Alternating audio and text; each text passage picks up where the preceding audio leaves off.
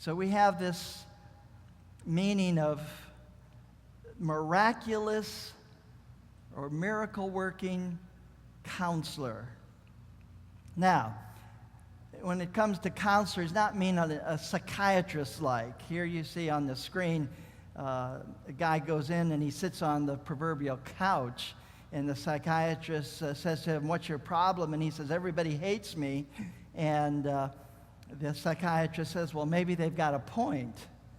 And of course, the guy has a briefcase that says banker on it. So what we see is that when Jesus is called the Wonderful Counselor, it's really not referring to the psychiatrist type, but more of an advisor. In other words, it's not necessarily therapy.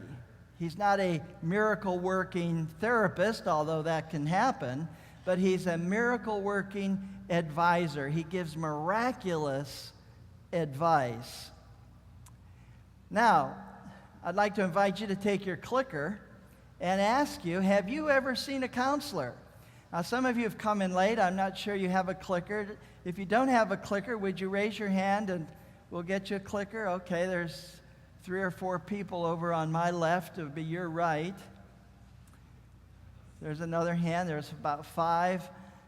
We'd like to give you a clicker. And the question is, have you ever seen a counselor or an advisor? And A is no, I never have. B is yes, I have seen one once. Just keep your hands up so they can see as they pass the clickers out. C is yes, twice. I've seen a counselor or an advisor twice, or yes, more than 3 times. Have you seen a counselor? And what we would like to know is if you've ever seen one once, twice, or 3 or more times, and we give you 15 seconds to either say A, B, C, or D, and you can begin now. You have about 10 seconds to go. So far, 74 of you have responded, and this is what you said. 23 of you said, no, I've never seen a counselor. And 11 of you said, yes, once. Let's see, 1 of you said yes, twice. And then the largest answer, the most prominent answer was 38 of you said, yes, you have seen a counselor at least 3 times or more. Well, the Bible indicates that that's a good thing. Here's what the Bible says. I'm going to share with you in just a moment about that. But first of all, I'd like for you to vote again. What was your experience when you saw a counselor? Was it very positive? Was it positive? Was it negative, very negative? Or was it other? So when you went to see a counselor, and most of you have gone at least once, what was your experience? And you have 15 seconds to vote.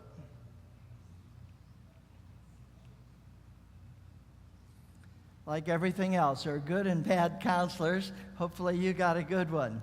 You have about 5 seconds left. And this time 60 of you wanted to share your feelings about your counselor. And most of you, 20 of you at least, said very positive. 23 of you said it was positive. So more than half of you said it was either positive or very positive. And some of you had, a few of you had negative experiences.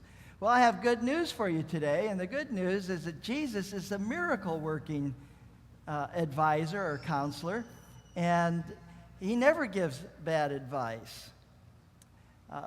Advice is something that's a big commodity today.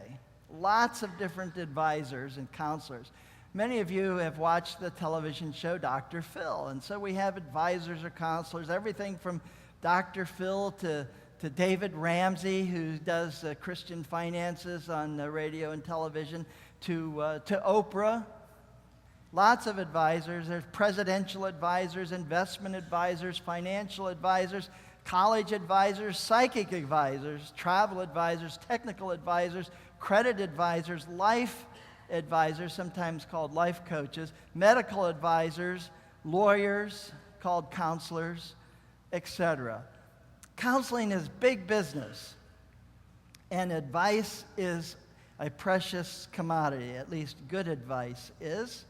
Here's what the Bible says now. A wise man will hear and increase learning. A man of understanding will attain wise counsel.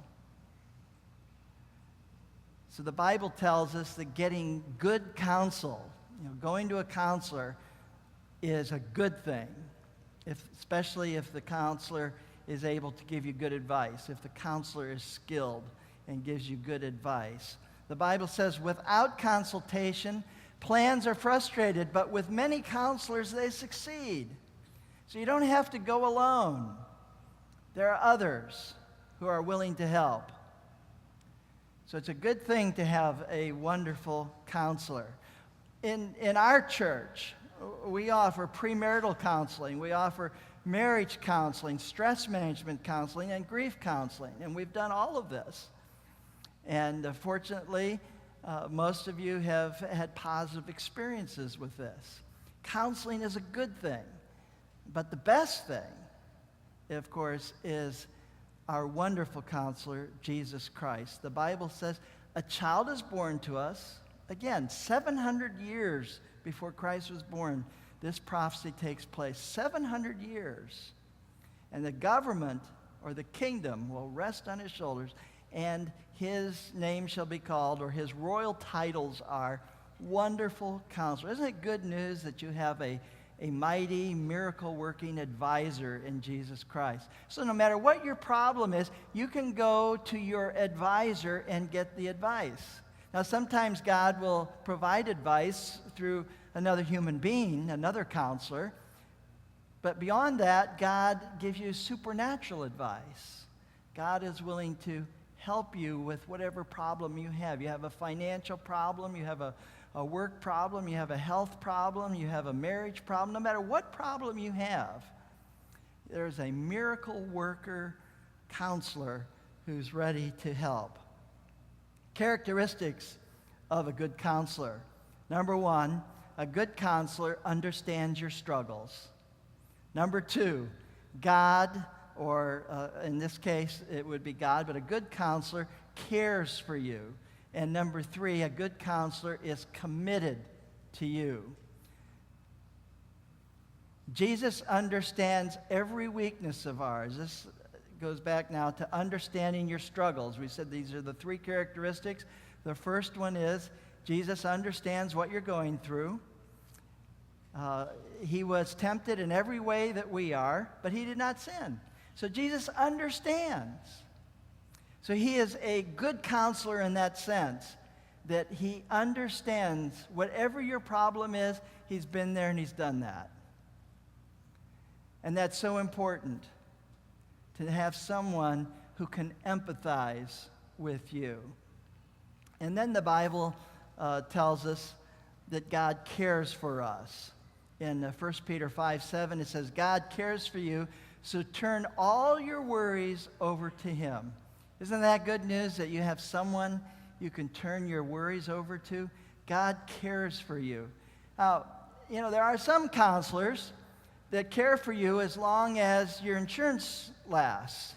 And then when your insurance is up, they don't care for you anymore because they're not going to talk to you anymore. They're not going to treat you anymore. They're there because, it's a job. That's not the kind of counselor you want. You want the kind of counselor who really cares for you. Not only someone who understands you, but someone who cares for you. And then a third characteristic of a good counselor is someone who's committed to you. The Bible says in Deuteronomy, know therefore that the Lord your God is God. He is the faithful God. In other words, he's committed. He's faithful.